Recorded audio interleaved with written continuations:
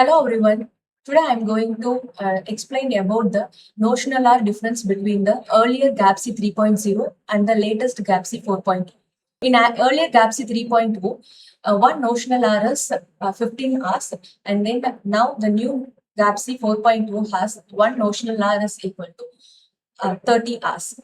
For example, if a course consists of 3 credits, total hours is 90 hours, in which 45 hours is a contact hour, in which we are going to physically go to the classrooms and we will take the classes and we will teach the student. The next 45 hours, the remaining 45 hours is term work and then self-learning part. For this term work and self-learning part, I drafted the term work and self-learning activities for my course Artificial and Intelligence. For this self-learning and term work part, I will show you the example of how I framed this term work and then self-learning part for my course Artificial Intelligence and Machine Learning. Let me show the slides. So this is a curriculum structure. New curriculum structure in which we had included the term work and then self-learning part. So we had shown some of the examples of theory courses and embedded courses and laboratory courses. Theory courses, artificial intelligence and machine learning. 45 hours is a contact task, and the remaining 45 hours is a term work and self-learning part. Let me show how I framed the term work and self-learning assessment for my course. So this is how I had framed for my course. So for each and every COs and with respect to their level, Bloom's taxonomy level, I had framed the as term work and self-learning activity. For CO1, I had given 2 activities. One is video presentation and another one is gate question solving. And for CO2, we had given literature study on a specific domain.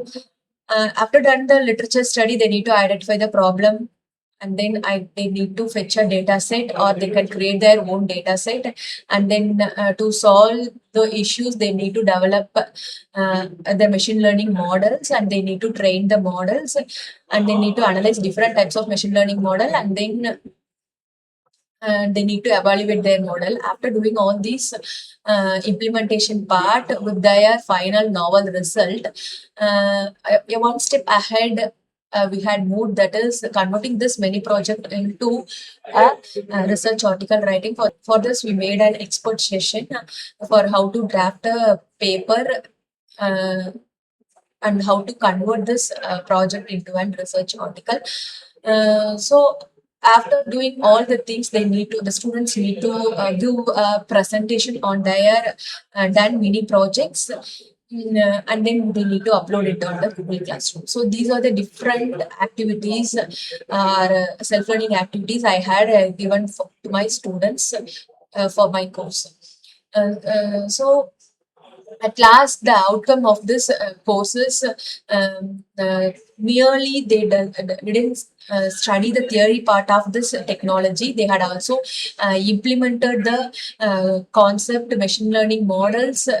So finally, for this course, with this help of term work and self-learning activities, which I had shown, the student not only blindly, abstractly study the concept, they also learned the implementation part, also how to train a model, how to fine tune a model, how to fetch a result, how to do all these sort of things, and then also how to write a research articles. And this is the outcome of my artificial intelligence and machine learning course. After doing all these things, we need to assess these things with the help of rubrics for assigning these self-learning and the term work part. For this, we frame the rubrics, which include all the self-learning activities. So totally it comprises of 50 marks. So, and also consider about the notional hours. This 45 hours is not a mandatory one. Beyond 45 hours also we can do the self-learning and term work activities, but it should not below 45 hours. that you should ensure. And also this activity is not compulsory, or this is for this type of course, like that.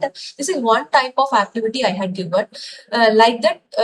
For depending upon the courses and depending upon the COs and the cognitive levels, you can give different activities for your courses, and you can assess those term work and then self-learning into a meaningful one.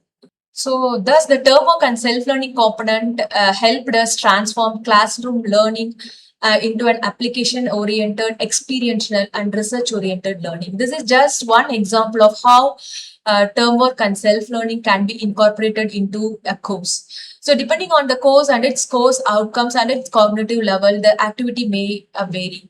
So, the important point is it should be aligned with our course outcomes, which is in the syllabus. So thank you for watching.